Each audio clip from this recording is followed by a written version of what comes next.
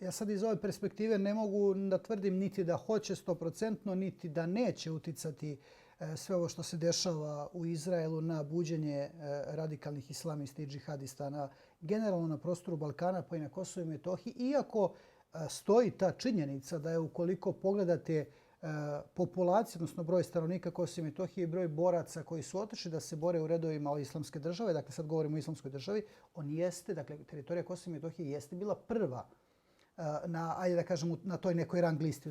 Dakle, u skladu sa tim i postoji bojazan da do tako nečega dođe. Sa druge strane, kao još jedna jako bitna stavka u toj nekoj matrici ili tom pokušaju rješavanja jednačine odgonetanja pitanja da li može doći do buđenja radikalnog islama na Kosovu i Metohiji, govori i činjenica da su pripadnici Hamasa pozvali, sjetit ćete se za ovaj petak 13. koji je bio, borbu protiv, pazite, oni su pozvali sve muslimane na borbu protiv ne samo Izraela, već i zapadnog sveta.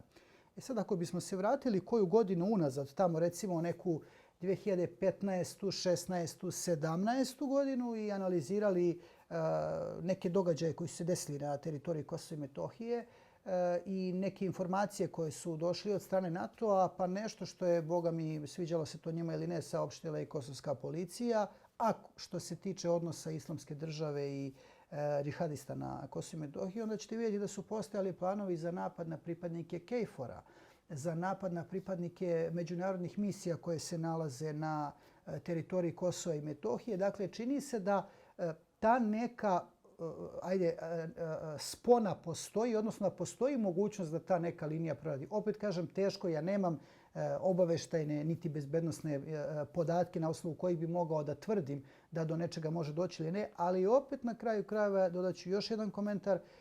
Događaj iz Francuske od pre nekoliko dana gdje su, mislim da na ubistvo hladnim oružjem, odnosno nožem, jednog francuskog državljanina uz povike ubice Allahu Ekber i kasnije izjave francuske policije da sa velikom verovatnoćom postoji veza između, odnosno da je ono što se dešava na prostoru Izraela i teritorija Palestine rezultiralo napadu koji se desio u Francuskoj, onda sve zajedno to kada stavimo na jedno mjesto, čini mi se da bojazan postoji i opravdan strah ne samo na teritoriji Kosova i Metohije, a hoćete, ja bih rekao i šire na prostoru čitave Evrope, da može doći do nekog novog talasa nasilja, do novih terorističkih napada. Nadamo se da prosto zdravorazumski da se nadate i da ne želite da se tako nešto nigde ponovi, a ne zaboravite sve one scene sa ulica Nice, Berlina, Madrida, Londona, Pariza, Brisela, pa onda ako hoćete i sve ono što se dešavalo i